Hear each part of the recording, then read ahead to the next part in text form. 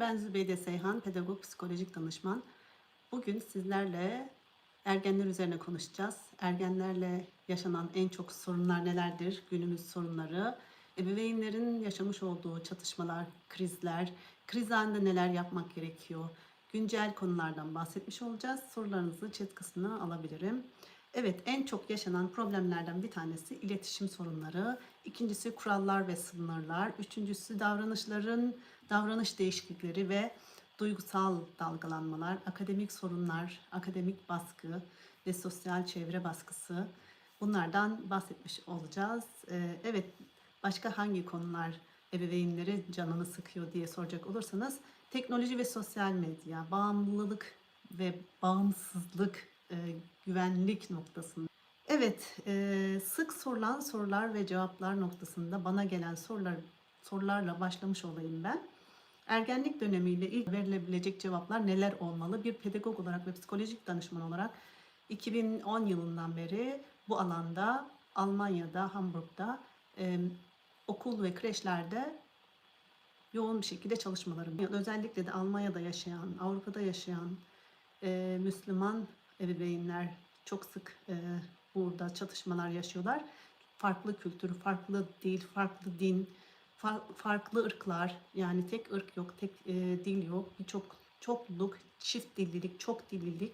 Bunların hepsi ebeveynler için ve ergenler için problem teşkil eden, çatışma teşkil eden şeyler. Bu noktada çocuğun neden sürekli kurallara karşı çıkıyor? Ergenlik dönemi boyunca çocuklarımızın nasıl daha iyi anlayabiliriz? Burada birlikte çözümler bulacağız. Sorun neredeyse çözüm de oradadır diyorum.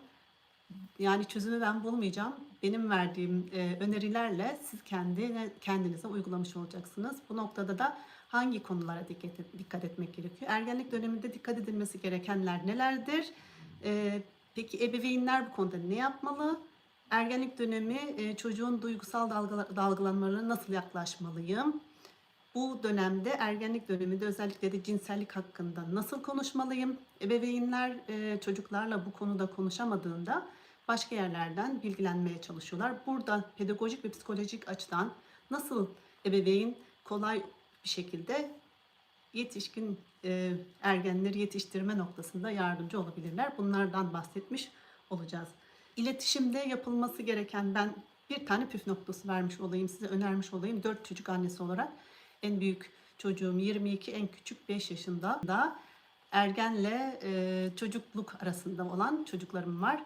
Bu noktada neler yapılabilir? Yani özellikle de ergenliğe geçmeden önce, tabii ki ergenlikten önce 0-6 yaş arasında çocuğun ihtiyaçlarının giderilmesi, duygusal, fiziksel ve ruhsal ihtiyaçlarının giderilmesi ergenlik döneminin çok normal bir şekilde geçirilmesini sağlar.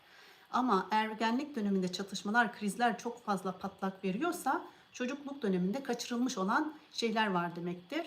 Çocukluk döneminde kaçırılan duygular, ruhsal ihtiyaçlar, fiziksel, genelde biz dikkat ediyoruz. Fiziksel ihtiyaçlarına karnı doydu mu, uyudu mu, bunlara dikkat ediyoruz. Yalnız ruhsal ve duygusal ihtiyaçlarını göz ardı ediyoruz çoğu zaman. Duygusal ve ruhsal ihtiyaçları 0-6 yaş arasında nasıl doyurulmalı? Eğer doyurulmadıysa ergenlik döneminde nasıl telafi edebiliriz diye.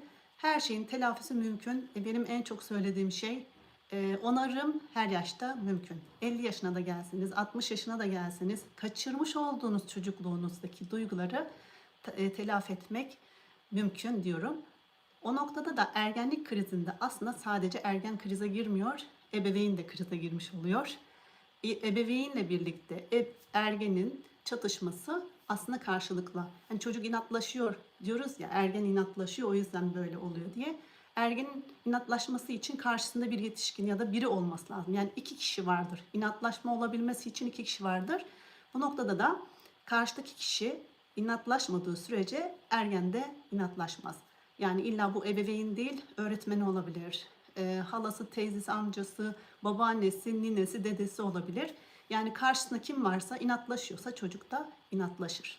Sadece ergen değil, bizim gençlikte yaşayamadığımız ergenliğimizin çocuklarımızla karşılaştığındaki çatışmalar, yani anlayışlı bir ebeveyn karşımızda yoksa çocuğumuza karşı olan anlayışımızda çok düşük olur. O yüzden de çatışmalar daha da büyük olur. Atlatılabilmesi için öncelikli olarak bunların farkında olmamız gerekiyor. Guten Abend. İyi akşamlar. Guten Abend. Wünsche ich euch auch. Evet, wir reden über Pubertät. Pubertät alte Kinder. Wenn ihr auch Deutsch versteht. Ben bugün akşam yayını Türkçe yapıyorum. Ich rede heute Abend Deutsch. Aber wenn ihr auch deutsche Fragen auf Deutsch Fragen haben, könnt ihr dann gerne machen. Also wir reden über Pubertät, wie man die Kinder begleiten soll, wie man bessere Krise entfalten kann über dieses Thema. Evet, devam edecek olursak, ich rede weiter auf Türkisch, weil ich da einige Fragen hatte und da werde ich mal ein paar Fragen antworten. Bazı soruları Türkçe cevaplayacağım şu an, eğer tercüme edecek olursam. Ich danke dir. Yani ergenlik dönemi ebeveynler için hem zorlu hem de karmaşık bir süreçtir.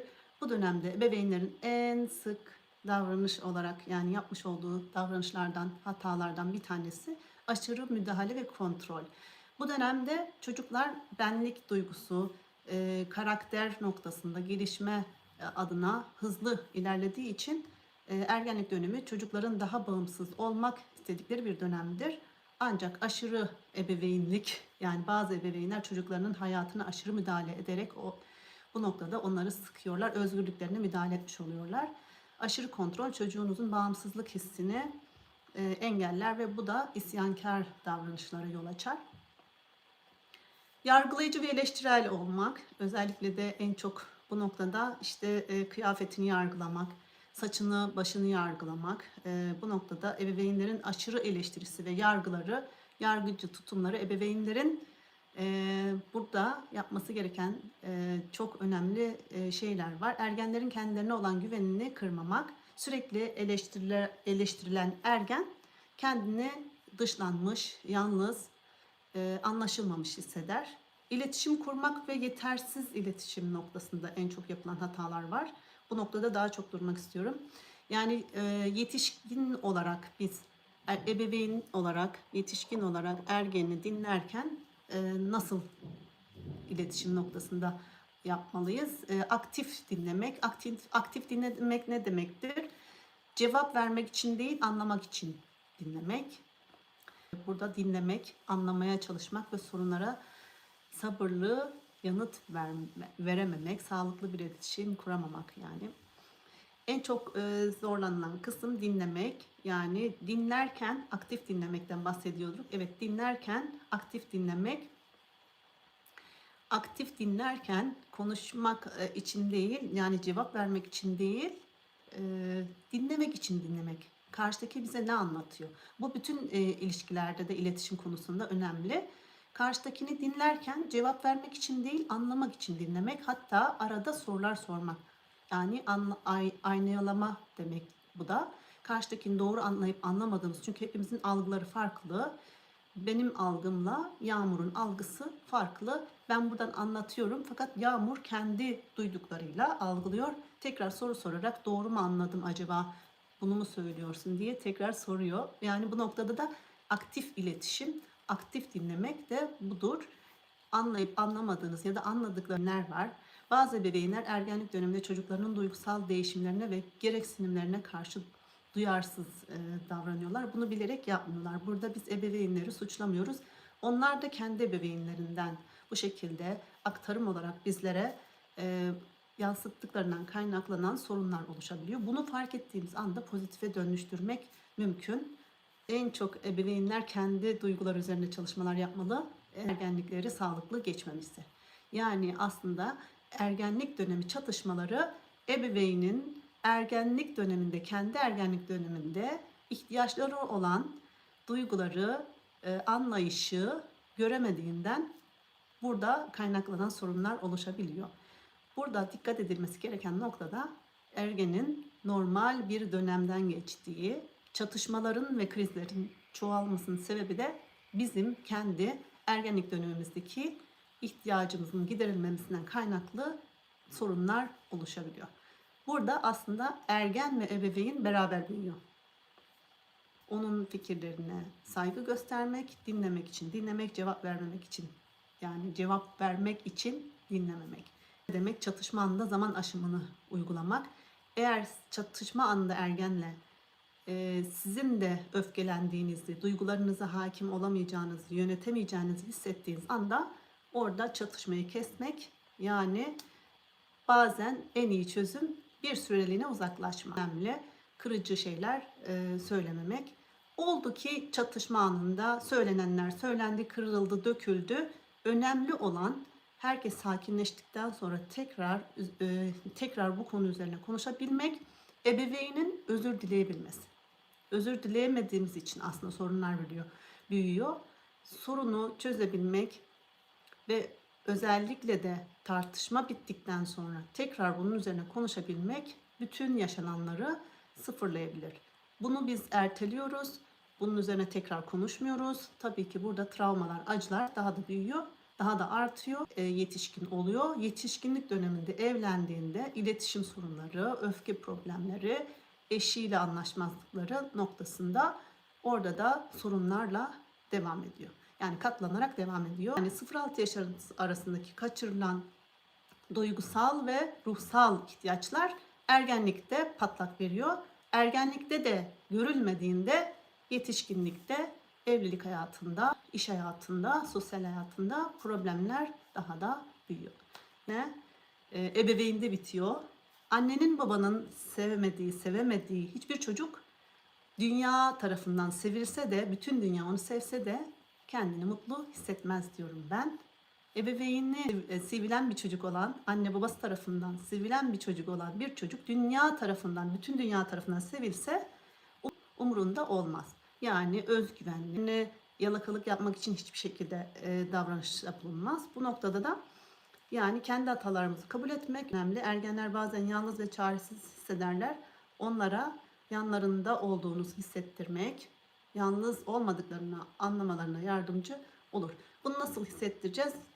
Ergenin en çok sevdiği yemek, en çok yapmaktan hoşlandığı şey neyse, kahve içmek, çay içmek, gezmek, yürümek, birlikte film bakmak gibi, haftada bir kere de olsa onlarla vakit geçirmek, sevdiği bir pastayı yapmak, odasına kapanmışsa ara ara gidip işte sana çay getirdim ya da kahve getirdim, artık hangi içeceği seviyorsa sevdiği şeyleri yapmakları da, yani ebeveynlerin kendi gençlik zamanındakiyle kendi ergenlik dönemiyle olan ilişkilerdeki sabır, anlayış ve esneklik gerektiren süreçte kendileri bunu ihtiyacını karşılanmadıysa, burada ergenlik dönemindeki ergen çocuğuyla birlikte en sık yaptığı hatalar ortaya çıkmış olur. Saygı göstermek denetim için dengeli bir yaklaşımdır.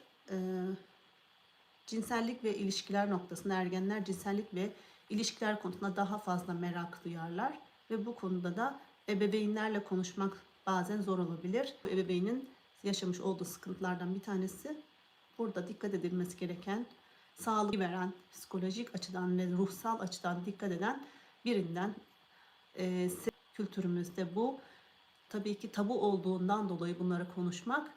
Burada şu anki günümüz gençlik tabii ki daha açık konulara. Basitleştirdiğimiz sürece o davranışlar tabii ki ilgi çekici hale gelmeyecek.